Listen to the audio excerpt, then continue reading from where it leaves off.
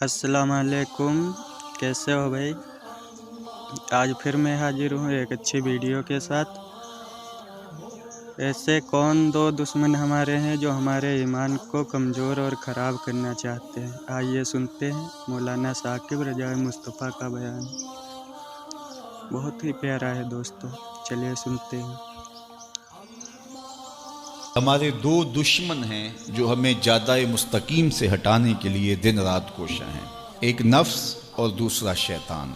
नफ्स और शैतान दोनों दुश्मन हमें राह हक से हटाने के लिए दिन रात जुद्दोजहद में हैं और हमारे खिलाफ मसाई जुद्दोजहद और मेहनत कर रहे हैं। इनमें जो नफ्स है वो बड़ा दुश्मन है या शैतान बड़ा दुश्मन है? अमूमी तौर पे तो ये कहा जाता है कि शैतान ने हमें वरगला दिया, लेकिन शैतान जब खुद वरगलाया गया, शैतान जब शैतान बना तो उस वक्त कोई दूसरा शैतान तो नहीं था जिसने शैतान को वरगलाया। वो नफ्स था जो शैतान को भी शैतान बना। नफ्स ने अंदर से सर उठा के कहा था ना, आना खैर मिन हो, मैं बेहतर हूँ, और बाकायदा दलील खड़ी कर ली उसके नफ्स ने। खलकतनी मिन नारिन व खलकतहु मिन तीन, मुझे तूने आग से पैदा किया है, इसे तूने मिट्टी से पैदा किया। मिट्टी अफजल नहीं होती, मफजूल होती है, और आग उठती है ऊपर को जाती है, ये अफजल है। लिहाजा अफजल मफजूल को सजदा कैसे करे? मैं सजदा नहीं करूंगा। बाकायदा उसके नफ्स ने एक दलील तराशी। अल्लाह अगर चाहता उसकी दलील के बखी और ढेड़ के रख देता, लेकिन अल्लाह ताला ने उसकी दलील का जवाब देने की बजाय कहा जा मेरे दरबार से निकल जा। उसने कहा मालिक मुझे मोहलत दे दे, कहा जा कयामत तक तुझे मोहलत। अल्लाह अकबर। तो अब शैतान को शैतान बनाने वाला नफ्स है जिसने अंदर से खड़े होकर कहा आना खैरुम मिन्हु, मैं बेहतर। तो इस मैं ने शैतान का बेड़ा गर्क कर। अनानियत इसे कहते हैं, अना खैरुम मिन्हु, इससे अनानियत है, मैं बेहतर हूं। एक बुजुर्ग थे, उन्होंने सारी जिंदगी अपनी जुबान पे लफ्ज़ मैं नहीं आने दिया। वो फरमाते थे ये वो लफ्ज़ है जिसने शैतान का बेड़ा गर्क। तो वो इस मफहूम को अदा भी करना चाहते तो बअल्फाज़ दिगर कर। किसी ने सुना कि फलां शख्स है, उसकी ज़ुबान पे कभी मैं का लफ्ज़ नहीं आया, तो उसने कहा लो उसकी ज़ुबान पे ये लफ्ज़ क्यों नहीं आया? मैं जाता हूँ और उनकी ज़ुबान पे ये लफ्ज़ आए ही आए। हर शख्स की अपनी तरजीहात होती है। एक मुहिम पे निकला कि उनकी ज़ुबान पे लफ्ज़ मैं लेकर आना। गया, हज़रत बैठे थे, हज़रत एक मसला पूछने आया हूँ। बेटा पूछिए। कहा शैतान को किस चीज़ ने बर्बाद किया था? हज़रत अब तो बोलेंगे ना कि मैंने उसका बेड़ा गर्क किया था। कहूँगा जैसे भी ज़ुबान पे लफ्ज़ तो आ गया, और शेख भी बड़े समझदार थे, समझ गए उसकी नीयत के खोट को कि ये क्यों आया है और ये मसला क्यों पूछ रहा। हर मसला तफहीम के लिए नहीं पूछा जाता, उसके मकासद और भी होते हैं, और अहलुल्लाह को अल्लाह ने वो बसीरत दी होती है जो साइल के अंदाज से समझते हैं कि इसके मकासद। तो कहा हजरत पूछने आया हूँ कि शैतान को किस चीज़ ने बर्बाद किया? हजरत फरमाने लगे नमाज का टाइम हो गया, अभी जमात खड़ी होने वाली है, नमाज के बाद इस पे बात कर। खैर नमाज हुई, सलाम फिरा, तो हजरत खुद फरमाने लगे किसी ने पूछा था कि शैतान को किस चीज़ ने बर्बाद किया? जवाब देना चाह रहा हूँ, किसने पूछा था? झट खड़ा हो गया मैंने। कहा बस इसी ने उसका बेड़ा गर्क कर दिया। तो अनानियत मैं जो है ये शैतान को शैतान बनाने वाली। नफ्स जिसने अंदर से सर उठाया और कहा आना खैरुम मिन्हु, मैं बेहतर हूं, तो ये शैतान को शैतान बनाने वाला नफ्स है। तो नफ्स शैतान से भी बड़ा दुश्मन। अब हमारे साथ दो बड़े दुश्मन लगे हुए, एक शैतान और दूसरा नफ्स, और दोनों हमारे बातिन को उजाड़ने के लिए, हमारे मन को बेचिराग करने के लिए, हमारे अंदर की रोशनियां बुझाने के लिए दिन रात कोशिश। एक तन्हा नातवा अकेली जान, दो दुश्मनों के नरगे में, और दोनों दुश्मन बड़े तगड़े और बहुत ताकतवर, और हर वक्त हमारे ऊपर हमला आवर। अश-शैतानु जासिमुन अला क़ल्बि इब्न आदम फ़इज़ा ज़करल्लाह ख़नसा वइज़ा ग़फ़ला वसवसा। हज़रत नबी रहमत सल्लल्लाहु अलैहि वसल्लम ने इरशाद फरमाया शैतान औलाद आदम के दिल पे कब्जा जमाता है, और जब बंदा गाफिल होता है तो ये वसवसे डालता है, और जब बंदा अल्लाह का जिक्र करता है तो ये भाग जाता है। तो शैतान वसवसा अंदाजी करता है, बातिन को उजाड़ता है, मन को लूटता है। नफ्स और शैतान दो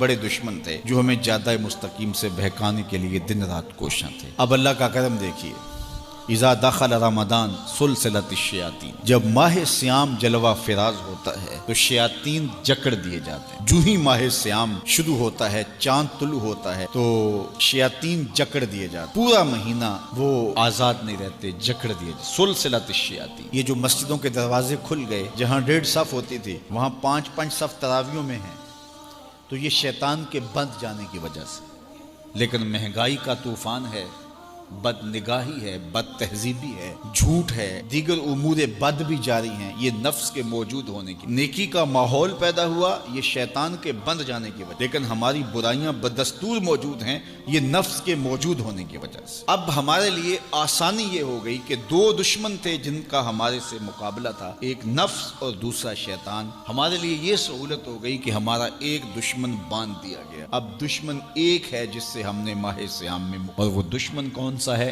نفس۔ اب نفس کا مقابلہ اتنا آسان بھی نہیں، یہ بہت ڈاڈا دشمن ہے، اندر کا دشمن ہے، گھر کا بھیدی ہے، باج فقیراں کسے نہیں ماریا، باہو ظالم چور اندر داہو، یہ بڑا سخت اور بڑا شدید قسم کا دشمن ہے۔ یہ اس کی چالیں بہت باریک، شیطان کی چالیں بھی بڑی باریک ہیں اور نفس کی چالیں اس سے بھی زیادہ باریک۔ اب کیسے مقابلہ کریں گے؟ شیطان بھی ہماری متاع عمل کو لوٹنا چاہتا ہے، حتیٰ کہ ہمارے ایمان کو برباد کرنے پر تلا ہوا ہے، اور نفس بھی چالیں چل رہا ہے، اور ہم اپنی زندگی لاؤبالی میں گزارتے چلے جا رہے ہیں، ہمیں پتہ ہی نہیں کہ ہم موت کے کتنا قریب ہو رہے ہیں، اور شیطان ہمارے اوپر، نفس ہمارے اوپر حملہ آور ہے، اور یہ چاہتے ہیں ٹھیک ہے یہ چلتا رہے، یہ رسمی زندگی گزارتا رہے، کوئی بات نہیں، اس کے اندر کو ہم لوٹ لیں، اور یہ دونوں دن رات لگے ہوئے۔ ماہ سیام آیا تو ہمارا ایک دشمن بند گیا، ہمیں تھوڑی سی سہولت مل گئی، اب ایک ہی دشمن باقی ہے جس سے مقابلہ کرنا باقی ہے، اور وہ ہے نفس۔ اب نفس سے مقابلہ کیسے ہوگا؟ تو کسی ایکسپرٹ سے پوچھیں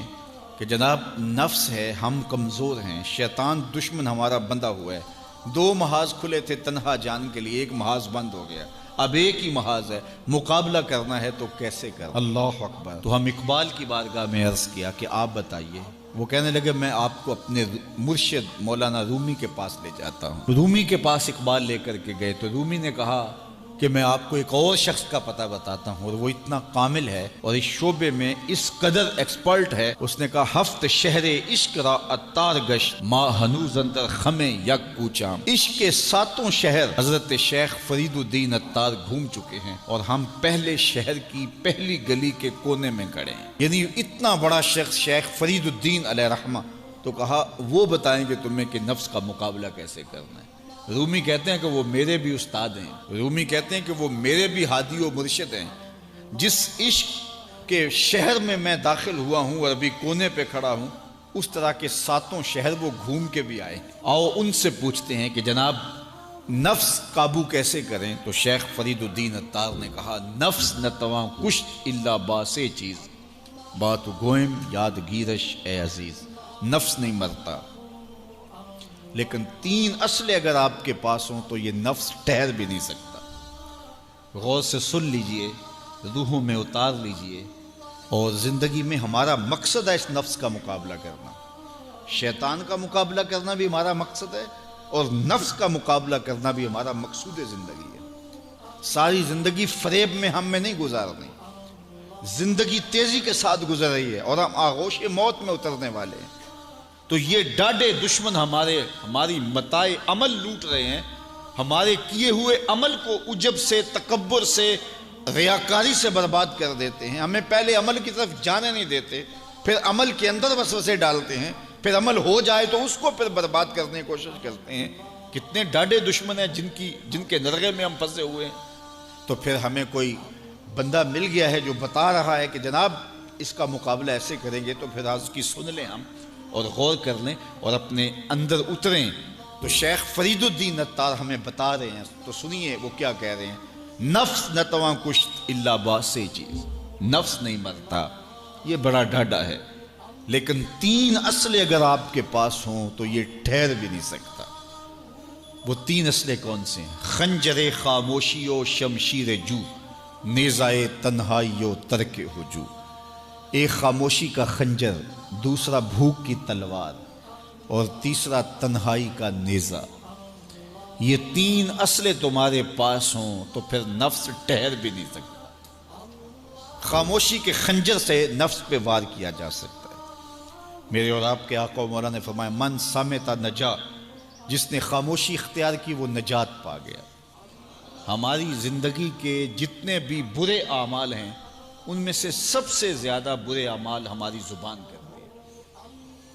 ہمارے ہاتھ بھی گناہ کرتے ہیں، کسی پہ ظلم کریں تو گناہ کرتے ہیں، ہمارے پاؤں بھی گناہ کرتے ہیں، برائی کے اڈے پہ چل کے جاتے ہیں، ہماری آنکھیں بھی گناہ کرتی ہیں، ہماری سوچیں بھی گناہ کرتی ہیں، ہم حرام کمائیں کھائیں تو پیٹ بھی ہمارا گناہ کرتا ہے، لیکن سب سے زیادہ گناہ ہماری زبان کرتی ہے۔ جھوٹ یہ بولتی ہے، غیبت یہ کرتی ہے، بہتان یہ لگاتی ہے، گالی گلوچ سب و شتم یہ کرتی ہے، گلے شکوے کا انداز، ناشکری کا لہجہ یہ اختیار کرتی ہے۔ اسی لیے میرے اور آپ کے آقا و مولا نے فرمایا جو تمہارے دو جبڑوں کے درمیان ہے، یعنی تمہاری زبان، اور جو دو ٹانگوں کے درمیان ہے، تمہاری پارسائی کی جگہ، ان دو چیزوں کی تم مجھے ضمانت دے دو، میں محمد تمہیں جنت کی ضمانت دے دیتا ہوں۔ تو اپنی زبان کی حفاظت کرنی ہے۔ دیکھیے یہ سننے کے لیے چیزیں نہیں ہیں محض، بلکہ ان پر ہم عمل کریں، اور آج سے ہی دیکھیے یہ موسم رحمت ہے، رحمت کی برکھا برس رہی ہے، اور یہ موسم نور ہمارے سیکھنے کے لیے ہے۔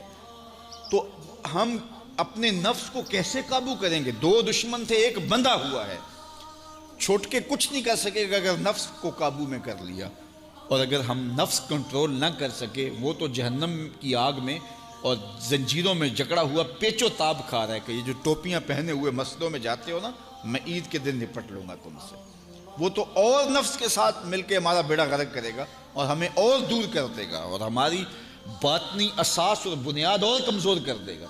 اس لیے ضرورت ہے کہ ہم اپنے نفس کو ان دنوں کے اندر کمزور کریں۔ اس کا پہلا نسخہ کیا ہے؟ خاموشی کا خنجر۔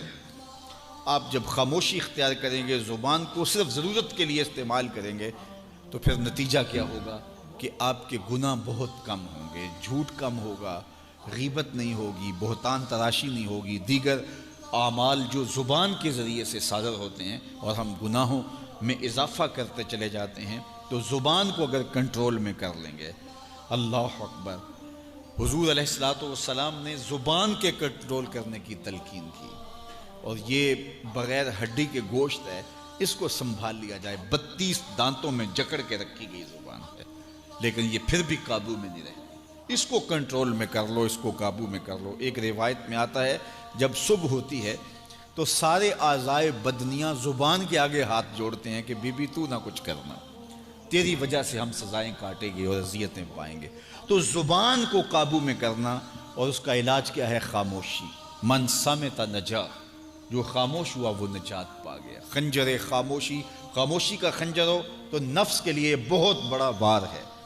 دوسری بات، شمشیر جو، بھوک کی تلوار۔ بھوک کے ذریعے نفس کشی ہوتی ہے۔ نفس کا مقابلہ بھوک سے ہم کر سکتے ہیں، چونکہ جب بھوک ہوگی تو اس وقت بہت ساری خواہشات جو ہیں وہ دم توڑ جائیں گے۔ اللہ کے محبوب علیہ السلام کا ایک فرمان سنیے، بالخصوص نوجوانوں کے نام: یا معاشر الشباب من استطاع منکم الباء فلیتزوج فإنه اغض للبصر واحسن للفرج ومن لم یستطع فعلیہ بالصوم فإنه له وجاء۔ فرمایا اے جوانوں کے گروہ، تم میں سے جو نکاح کرنے کی طاقت رکھتا ہے وہ دیر نہ کرے، جلدی نکاح کر لے۔ کیوں کہ نکاح نگاہ اور پارسائی کی جگہ کا محافظ ہے، تمہاری نظر کو بھی محفوظ کرے گا اور تمہاری پارسائی، تمہاری عصمت کے جوہر کو بھی محفوظ کرے گا۔ تو اگر کسی کے پاس استطاعت ہے تو وہ نکاح کرنے میں دیر نہ کرے۔ فَإِن لَمْ يَسْتَطِعْ، اور اگر کوئی طاقت نہیں رکھتا، اس کے حالات ایسے نہیں ہیں کہ وہ نکاح کر پائے، فَعَلَيْهِ بِالصَّوْمِ، تو فرمایا وہ کثرت کے ساتھ روزے رکھے۔ فَإِنَّهُ لَهُ وِجَاءٌ، روزے اس کے لیے قاطع شہوات ہیں اور اس کی مشکلیں آسان کرنے والے ہیں۔ تو نوجوانوں کو اگر استطاعت نصیب ہو جائے تو وہ شرم نہ کریں، وہ نکاح کی طرف بڑھیں تاکہ ان کی عصمت کے جوہر کی حفاظت ہو سکے۔ لیکن کسی وجہ سے نکاح میں تاخیر ہے تو پھر وہ کثرت کے ساتھ روزے رکھیں۔ روزوں کی کثرت گناہ سے، شہوات سے، برائی سے، گناہوں سے انسان کو بچاتی ہے۔ تو کثرت کے ساتھ روزے رکھے جائیں تو روزہ بھوک جو ہے وہ نفس کشی کا ایک مؤثر ترین علاج ہے، اور یہ میرے اور آپ کے آقا و مولا نے بیان فرمایا۔ تو بھوک کی تلوار جو ہے یہ نفس کشی کا ایک مؤثر ذریعہ ہے، اور نفس کا سر کاٹنے کے لیے بھوک کی تلوار ہمیں ہر وقت حمائل کیے رکھنی چاہیے، اور ہر وقت اپنے ساتھ لٹکا کے رکھنا چاہیے، کثرت کے ساتھ ہمیں روزے رکھنے چاہیے۔ تیسری بات فرمایا نیزہ تنہائی کا نیزہ۔ جب آپ عمومی طور پہ مجلسی زندگی میں ہوں گے تو بہت ساری خطائیں اور بہت سارے گناہ مجلسی زندگی میں آپ سے سرزد ہوں گے، تو جب آپ تنہائی اختیار کر لیں گے تو بہت سارے گناہوں سے بچ جائیں گے۔ حضرت شاہ نقشبند بخاری علیہ رحمہ فرماتے ہیں کہ فقیر کے لیے سب سے بہتر جگہ اللہ کا گھر مسجد ہے، یا پھر کامل شیخ کی صحبت ہے، یا پھر تنہائی ہے۔ چوتھی جگہ سوائے ہلاکت کے اور کچھ نہیں ہے۔ العافیت فی العزلہ، عزلت میں تنہائی میں عافیت رکھی گئی ہے۔ اس لیے اپنے آپ کو ایسے ہجوم میں ایسی جگہوں پہ لے جانے سے روکیں، اپنے آپ پر ضبط کریں جہاں نظر پاک نہیں رہتی، جہاں خیال کی پاکیزگی کا سامان نہیں رہتا، اور جہاں آپ کی جو ہے وہ آپ کی زبان محفوظ نہیں رہتی۔ دوستوں کے ساتھ بیٹھیے، آپ عزیزوں رشتہ داروں کے پاس جائیے، ضرور ملاقات کیجیے، لیکن اس کا ایک اعتدال ہونا چاہیے۔ اگر آپ سمجھتے ہیں کہ کسی جگہ جاتے ہوئے، کسی جگہ پہنچ کر آپ کی نظر میں پاکیزگی نہیں رہے گی، خیالات میں گندگیاں گردش کرنے لگ جائیں گی، سوچوں میں آوارگی آنے لگ جائے گی، تو وہ شادی کی تقریب ہو یا کوئی اور تقریب ہو، وہاں جانے سے اپنے آپ کو روک لیں، کیونکہ وہاں جا کے آپ اپنا کوئی فائدہ نہیں کر رہے، اپنا نقصان کرنے جا رہے ہیں۔ تو جہاں آپ کو یقین ہو کہ آپ وہاں اپنے آپ کو بچا نہیں پائیں گے، اپنی حفاظت نہیں کر پائیں گے، تو وہاں سے تنہائی بہتر ہے، وہاں سے عزلت بہتر ہے۔ تو یہ تین چیزیں ہم اگر کر لیں تو یہ نفس کشی کا ایک مؤثر ذریعہ ہے۔ اب ماہ سیام کے اندر اللہ تعالیٰ یہ تینوں چیزیں ہمیں نصیب کرتا ہے۔ ہم زیادہ بولتے نہیں ہیں، روزے سے ہوتے ہیں، بلکہ فرمایا اگر تم سے کوئی شخص بحثے، کوئی الجھے، کوئی لڑائی کرنا چاہے، بدتمیزی کرے، تو اس سے کہو انی صائم، میں روزہ رکھا ہوا ہے۔ اور اسی طرح بھوک تو میسر ہوتی ہی ہوتی ہے۔ اور تیسری بات کہ عزلت بھی میسر ہو جاتی ہے، اس میں آپ ذکر کے لیے، فکر کے لیے، روزے میں آپ تلاوت کلام مجید کے لیے تنہائی اختیار کرتے ہیں۔ تو گویا روزہ ایک ایسی تربیتی ورکشاپ ہے کہ جس کے ذریعے سے آپ کے نفس کی تہذیب ہو جاتی ہے۔ جب نفس قابو میں آ گیا، نفس کنٹرول میں آ گیا، نفس کو آپ نے کمزور کر لیا، تو شیطان چھٹ کے بھی کچھ نہیں کر سکے گا، کیونکہ شیطان ہمارے اوپر حملہ کرتا ہے نفس کے ذریعے سے۔ باہر کا دشمن ہے اور نفس اندر کا دشمن ہے۔ ہمارے دیہاتوں میں چوری ہو جائے نا تو بوڑھے بزرگ مل کے بیٹھ جاتے ہیں کہ بتاؤ چوری کیسے ہوئی، تو ایک نقطے پہ سارے متفق ہوتے ہیں، اور وہ نقطہ یہ ہوتا ہے کہ کوئی اندر کا بھیدی ضرور ہے۔ جب تک کوئی اندر کا بندہ نہیں تو باہر سے کوئی آ کے از خود چوری نہیں کر سکتا، تو کوئی اندر کا بندہ ضرور موجود ہے۔ نفس اندر کا بھیدی ہے اور شیطان باہر سے آ کر حملہ آور ہونے والا ہے۔ اس لیے شیطان کو اندر آنے کا موقع نفس دیتا ہے۔ نفس کو ہی کمزور کر لیجئے، وہ آپ کا ساتھی بن جائے، نفس امارہ، نفس مطمئنہ بن جائے، اور وہ نفس جو برائی کا حکم دیتا ہے وہ نفس امارہ کہلاتا ہے، اور جب وہ کثرت ذکر سے، عبادت سے نفس مطمئنہ بن جاتا ہے تو پھر وہ شیطان کے لیے رکاوٹ کا ذریعہ بن جاتا ہے اور آپ کی زندگی محفوظ ہو جاتی ہے۔ اور یہ ہمارا کام ہے، یہ ہمارے کرنے کا وظیفہ ہے۔ دیکھیے حضرت انسان کو اللہ نے اختیار دیا، زندگی دی، فہم دیا، ادراک دیا، گناہ کی قوتیں اور نیکی قوتیں ساری اس کے ساتھ لگی ہوئی ہیں۔ اس نے صرف ایک لا ابالی شخص کی طرح زندگی نہیں گزارنی کہ جو سامنے آ گیا کھا لیا اور جو زبان پہ آ گیا بول دی، ایسا نہیں ہے۔